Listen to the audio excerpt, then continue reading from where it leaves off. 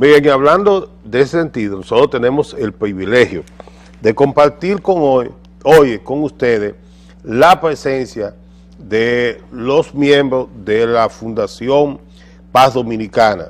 Con nosotros está Rafael Guillén y Lady Jiménez. Ellos vienen a tratando el tema de Baja Rigor, el entorno, las comunidades alrededor de Baja Rigor. Pero a mí el tema es interesante porque yo provengo de ahí, trabajé en Rosario Dominicana muchos años y conozco parte de todo este proceso. Yo quiero que ustedes pongan mucha atención a lo que ellos nos van a explicar, porque Baja Rigor está en la provincia de Sánchez Ramírez, municipio de Cotuí, ahora un conflicto, porque creo que a Zambrana también lo hicieron municipio, ya no sabemos nada con estas divisiones territoriales, pero enclavado en lo que es el centro de la isla de Santo Domingo. Esa parte de ahí, que tiene una conexión con la parte de la cordillera y nos colinda con el Parque Nacional de los Haitises, o surge efecto sobre los Haitises. Yo quiero conversar con ellos porque quisiera ver cuál es su preocupación y también yo externar las mías. Y yo le quiero decir a ustedes una cosa. Esa zona en la que yo estuve hace unos cuantos meses y de la que le tomé fotos y la presentamos aquí, está constituyéndose en una bomba de tiempo en términos ecológicos, en términos de salud. Y hablo lo siguiente, no hemos tomado en cuenta lo que son los pasivos ambientales y el control que hay que tener para que estos pasivos ambientales sean los que menos afecten a la vida humana, porque es posible y tenemos que convivir con los recursos naturales, pero tiene que haber un equilibrio entre el interés y el capital y el interés social. Buenas tardes, Rafael y Lady. Bienvenido a la Hora de Consuelo y este espacio es de ustedes para que nos expliquen qué hace el movimiento Paz Dominicana, por qué surge y cuál es la situación de Pueblo Viejo. Bueno, nosotros, agradecerle profundamente a este espacio, muy comprometido con el tema medioambiental, la oportunidad que nos brindan a nosotros de poder hablarle al país y a toda la teleaudiencia de este programa. Fíjense, nosotros desde hace unos años hemos estado asumiendo una responsabilidad de acompañamiento a las más de 600 familias que están viviendo, principalmente en los alrededores de las operaciones del complejo minero Barrigol Gold Corp, que usa como empresa sucursal a Pueblo Viejo Dominicana Corporation. Todos saben que estas son empresas mineras canadienses, la Barrigol es una de las empresas mineras más poderosas del mundo, del planeta Tierra, y hay una historia en la instalación de esta empresa. Aquí todo el mundo sabe todo el tema que se trató cuando se aplicó la enmienda a lo que fue el contrato primero que se hizo con la Plaza del Don del Estado Dominicano, y entonces que ni siquiera nuestros legisladores, nuestras autoridades, hicieron lectura a dicho contrato. Pues nosotros estamos aquí en esta ocasión para continuar, como lo hemos hecho en otros medios que nos han brindado la oportunidad, haciendo denuncias que estamos haciendo del impacto infernal que están provocando estas operaciones, sin que existan autoridades responsables que se encarguen de recoger estas denuncias e investigarlas, como es la responsabilidad y el compromiso de un Estado que no sea fallido, sino un Estado que verdaderamente sus instituciones puedan funcionen. Pero con respecto a lo que tiene que ver con esta empresa y este complejo minero y estas explotaciones, pues ninguna institución parece que tiene competencia en la fiscalización, supervisión, aunque la ley mande a algunas instituciones de una manera muy especial, como es el caso de los Ministerios de Salud Pública, para examinar todo el tema que está produciendo el impacto de estas operaciones con la salud de las personas, como el Ministerio de Medio Ambiente, que nunca hemos escuchado a Medio Ambiente asumir la responsabilidad de hacer todo un monitoreo de todos los recursos hídricos nuestros, tanto los subterráneos como los que están en la superficie, para evaluar si nuestros recursos hídricos verdaderamente no están siendo impactados negativamente. Como nunca hemos visto agricultura asumir si nuestras tierras, a partir de estas operaciones tan agresivas, continúan siendo tan fértiles como eran antes, aún y a pesar de la presencia de la Rosario. Porque es bueno especificar que la Rosario nunca se trasladó al lado donde estaban las comunidades. No, mira, Rosario cuando llega tenía comunidades ahí. Claro que o sea, bajando el río Maguaca y donde está la presa vieja, ahí había una comunidad. Bueno, están ahí. Están ahí, bueno. Y esos pueblos fueron, con intervención de Monseñor Flores, fueron reubicados en gran medida. Y ahí hay que decir también, tuvo una participación política muy activa. Hablo de que en aquella época había un gran trabajo de conciencia política, que no existe hoy. Ahora, mi pregunta es, ¿qué está pasando con los residuos de la explotación? Bien. Que es la parte fundamental por esto de los pasivos ambientales. Muy bien, hay una presa que el complejo minero Barrigol construyó, que se le llama la presa de Cola del Yagal. En una zona, la construyó en una zona alta, y para la cual tuvieron que trasladar más de 400 familias que allí vivían. Y la trasladaron a otra zona que le llaman ahora el Nuevo Yagal.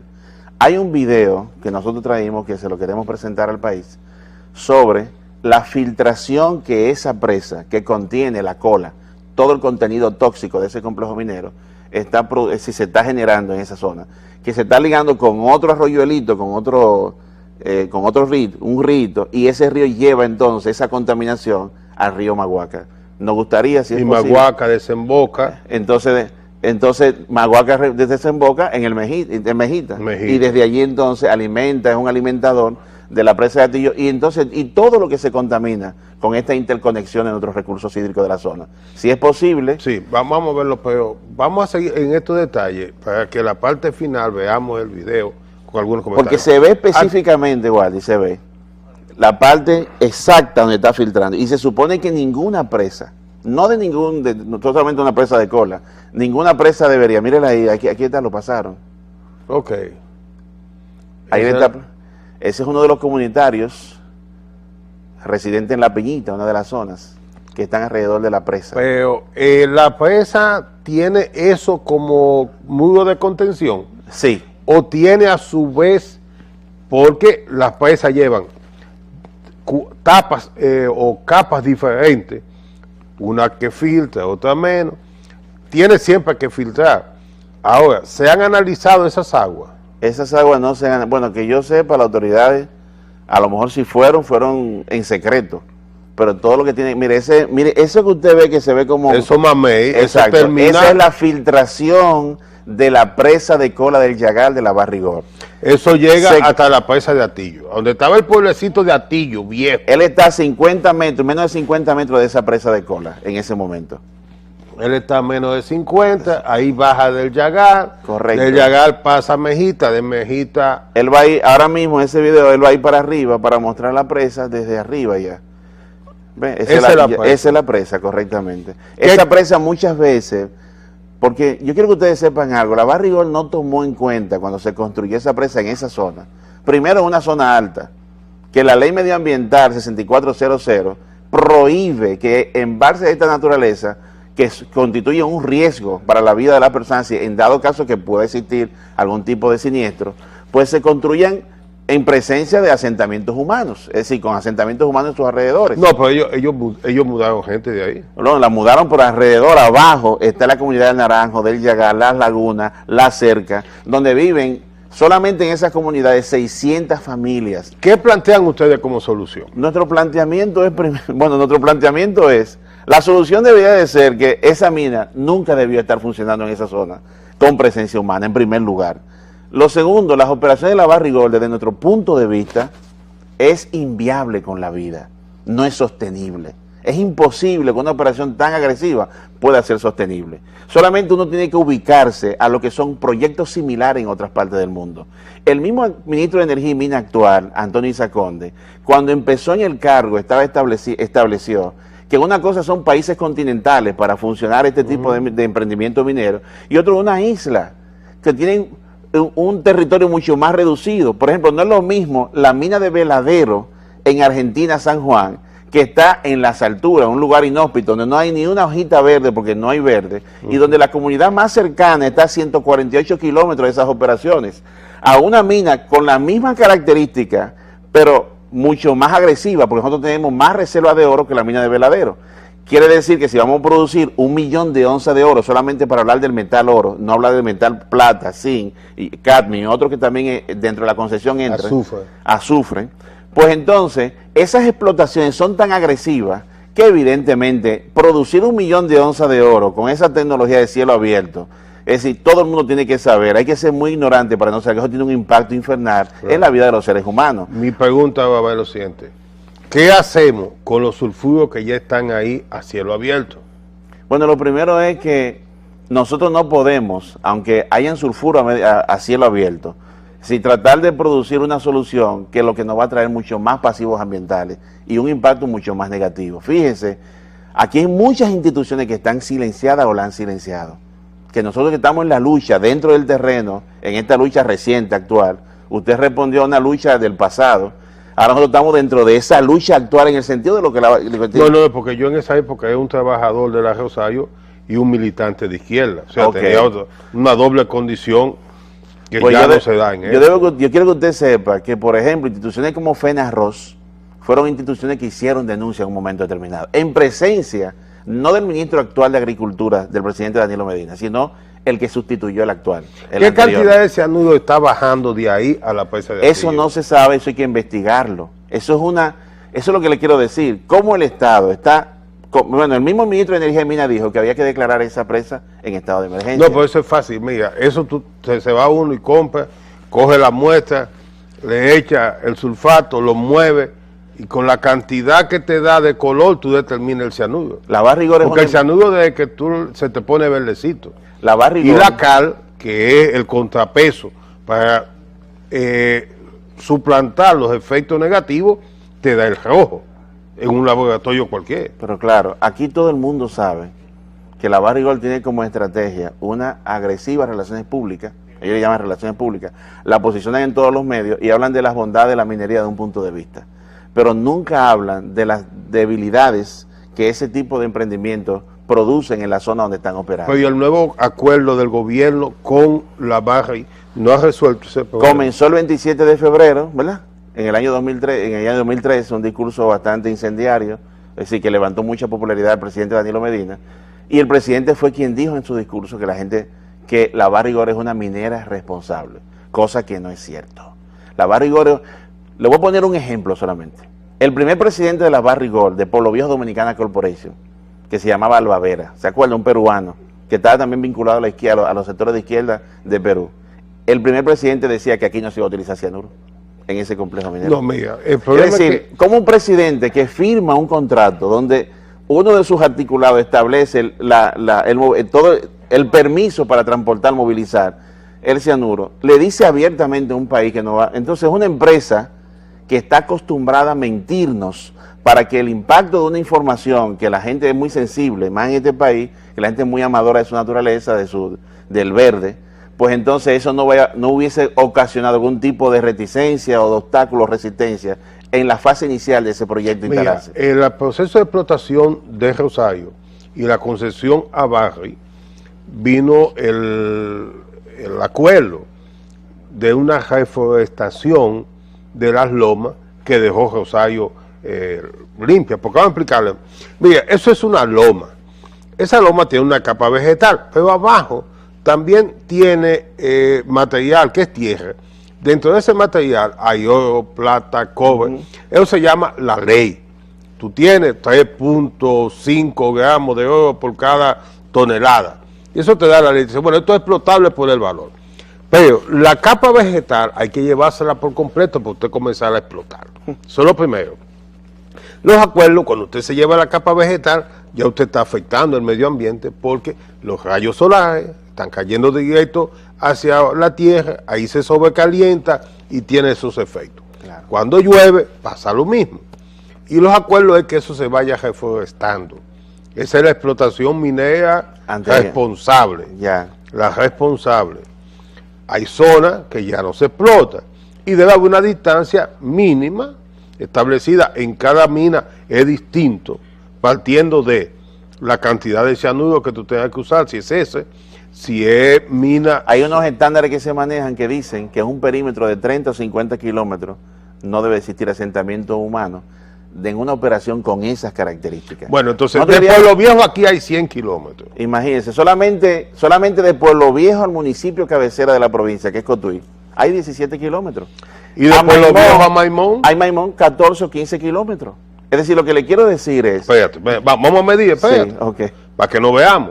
Pueblo Viejo tiene a Cotuí por aquí, ¿verdad? ajá, Maimón de este lado. más las comunidades aledañas. Espérate, hacia allá estoy llegando, hacia la frontera La Vega, Bonao. Correcto. ¿Cuántos kilómetros tengo hacia el sur? Ah, imagínese usted. Hacia el norte, No reúne estándares. hacia el norte, yo estoy llegando a la parte de Nagua y esos lados. Mi pregunta, ¿han pensado ustedes esa distancia mínima hasta dónde llegaría? Bueno, es lo que le quiero decir. Barrigor es un proyecto minero inviable con la vida Solución, humana. cerremos a Barrigor. Solución, tiene que, evidentemente, el Estado primero, lo primero que tiene que hacer el Estado dominicano, a través de las instituciones que la ley le da competencia, que son el Ministerio de Energía y Minas, el Ministerio de Agricultura, Salud Pública, Industria y Comercio y Obras Públicas por el asunto de la contaminación sónica. No, es que usted me ha dejado la primera. Medio ambiente. Lo primero aquí es medio ambiente. Y medio ambiente, no, la tenía ahí, lo que pasa es que se me escapó. Medio ambiente. Medio ambiente. Energía y minas, porque usted sabe, industria y comercio. Ya industria y comercio lo sacó el presidente, porque el presidente el contrato de la Barri se lo trasladó a energía y minas. Entonces vamos a decir medio ambiente, salud pública, ¿verdad? Energía y minas y agricultura. Entonces, se arma una comisión, según la ley minera que tenemos vigente del año 1971, y esa comisión tiene que determinar, ante la denuncia de que hay que dichas operaciones están causando contaminación, tienen que determinar la veracidad o no de dicha denuncia. No se ha hecho absolutamente nada. Es decir, nosotros tenemos ahora mismo, y quiero utilizar estos espacios, unas comunidades que el Estado, el gobierno, el presidente, está consciente que no pueden vivir allí. Mi pregunta, ¿han recogido ustedes a la Academia de Ciencias para analizar el agua? La Academia de Ciencias, debo decir, que fue la primera institución en nuestro país que de una manera formal, oficial, después de la ocurrencia del escape de gas que ellos dijeron que fue contaminación por alimentación de los intoxicados empleados de la Barrigol, que manifestó dentro de su informe oficial sobre este asunto, que primero lo que ocurrió fue una contaminación química, y lo segundo, entre tantas cosas, que ellos ordenaban la paralización de la mina. La ordenaban. Por ejemplo, en el mes de noviembre pasado, ¿qué pasó? Explotaron dos motores de oxígeno, que son los que alimentan la autoclave, explotaron. Pero la gente dice, no, ellos lo dijeron de una manera muy suave, tuvieron de perfecto, pero fue que explotaron. Nosotros estamos en la zona, se escuchó el estruendo de la explosión. ¿Y qué es lo que maneja eso? Son gases contaminantes. Y en ese mismo tiempo, la gente empezó a enfermarse, a tener problemas respiratorios, a tener lagrimeo en los ojos. Hay un impacto muy fuerte con esta noticia. Y lo que llora ante la presencia de Dios es que nosotros, teniendo constitución y leyes, como usted lo dijo en su comentario, muy bien dicho, tenemos las normas, tenemos las leyes, tenemos una constitución, pero no tenemos una clase política, unas autoridades con la responsabilidad y el coraje de hacerla cumplir. Mira, vamos a ir a una pausa comercial y cuando regresemos vamos a discutir ustedes cuál es la reacción de la comunidad. Sí, claro. Porque usted representa una ONG, ver su interrelación con los sectores fácticos que manejan eso y qué solución tenemos. Vamos a los comerciales y regresamos.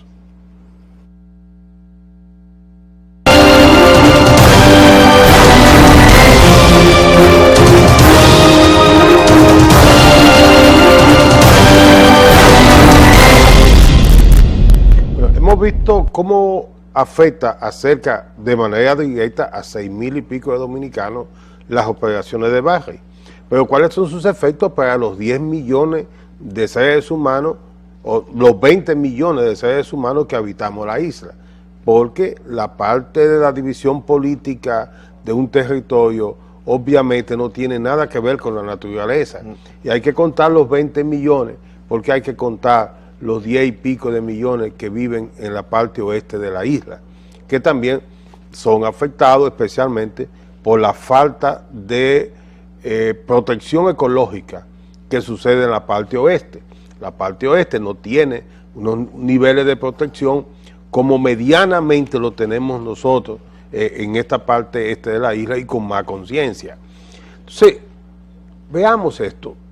Cuando yo trabajé en Rosario, nosotros teníamos un proveedor de agua que era natural, se llamaba el río Maguaca, que se represó. Maguaca iba a un tanque de agua, ese tanque de agua se mantenía, lo usábamos en los molinos, comenzando en los molinos, que es donde comienza a moler la tierra. Luego se ponía más agua en un lugar que le llamaban los lixiviadores, que eran unos 12, 15 tanques, y al final en otro donde se decían que eran los espesadores, que tenía como fin separar los líquidos de los sólidos. Yo le pregunto, ¿saben ustedes en la comunidad qué cantidad de agua está usando Barry y de dónde proviene? Porque ya Maguaca no existe como río, claro. Se lo comió la nueva presa. Claro, la presa y cuando se construyó la presa del Yagal, habían más de 27 caños naturales, que era lo que le suplían esas necesidades de agua a las comunidades. Ellos la reorientaron para el complejo minero. Aparte, o sea, todo el agua que venía del Yagal, ahí tenemos, bien, déjame ver si ustedes les puedo explicar. La mina queda en una parte suroeste del Parque Nacional de los Haitíes. Parte de las aguas que vienen bajando, igual como ustedes ven que llega aquí a la capital, esa misma agua va bajando de manera subterránea y llega hasta donde decimos que es el río Yuna. Correcto. Que viene cayendo por Atillo, una parte, y otra parte baja por los lados de Piedra Blanca, Villa Altagracia y Bonao. Hasta ahí estamos bien. Ellos tienen, sí, entonces, ellos tienen, aparte de eso, tenemos el mayor embalse del Caribe que se llama la presa de Atillo, y tiene una planta succionadora de agua, que a través de una tubería la dirigen hasta el complejo minero. 60.000 litros de agua por segundo. Vuelve y explica. El abastecimiento del agua para la explotación de la mina proviene principalmente de la presa de Atillo. Mira. Principalmente. Y no fue concebida con ese fin. No, la presa de Atillo tenía dos fines. Uno, preservar la regulación de las aguas por la lluvia para preservar las cosechas. Correcto. La segunda era regular el agua para que no le faltara agua al Bajo Yuna. Servicio social también. Al Bajo Yuna.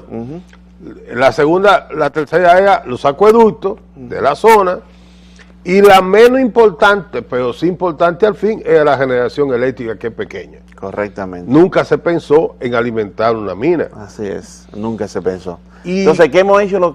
¿Qué han hecho los comunitarios frente al hecho de que su agua de sus presas está siendo contaminada? Hemos tenido que organizarnos en un frente llamado Frente de Lucha en Defensa de la Vida Guarocuya, y concomitantemente integra comunidades como Sabana del Rey, Guardianón, Jurungo, Jobo Claro, 4 comunidades que ya vienen con una organización ya más de años atrás, que son las comunidades de El Naranjo, La Cerca, La Laguna, La Pillita, que están organizadas en el Comité Nuevo Renacer. Todo eso nos estamos organizando. Evidentemente, lo que se quiere de una manera primordial con esas comunidades es una reubicación, porque el impacto es muy fuerte para eso. ¿Y qué cuesta la reubicación de esas 5.000 personas? Eso depende si hay una visión de dignificar esas familias, como lo están haciendo con el caso de La Barquita. Nosotros le hemos sugerido al presidente Danilo Medina que haga una reubicación con el mismo criterio que ellos hicieron con La Barquita y con los pobladores que estaban alrededor del lago Enriquillo. Pero nosotros vemos que cuando se habla de reubicar esas familias, no se está dándole un perfil público a ese proyecto. ¿Por qué? ¿Por qué? Es que no se quieren comprometer. Nosotros también queremos decirle al pueblo dominicano... Tenemos un minuto que nos queda. Sí, bueno, finalmente decirle al pueblo dominicano que nosotros así como Wally estaba diciendo, no solamente son esas comunidades cercanas a las que estamos siendo impactados, estamos jugando el futuro de las generaciones por venir. Tenemos que crear más conciencia sobre esta problemática que nos va a afectar a todos por igual y pedirle al gobierno, al presidente, que dignifique esa familia con una reubicación que verdaderamente responde a los criterios y a los estándares humanos. Bueno, señores, hemos llegado al final de este espacio en el día de hoy. Nos dejan un video, nos están dejando información, nos han dado información. Ojalá esta intervención sirva para mover la conciencia ciudadana de las autoridades de Cotuí, de los pobladores de Cotuí, aún de los propios trabajadores de la mina de Barry. Porque cuando la explotación termina o usted se pone viejo, baja y le da unas prestaciones y lo manda a su casa. La mayoría de mis compañeros de trabajo en Rosario Dominicana o están muertos o están convertidos en verdaderos fósiles y guiñapos humanos. Soy un sobreviviente y por eso le digo a ustedes, preocupémonos. Barry no puede continuar con este tipo de explotación minera. Será entonces hasta mañana que traerá doña Consuelo en la hora de Consuelo.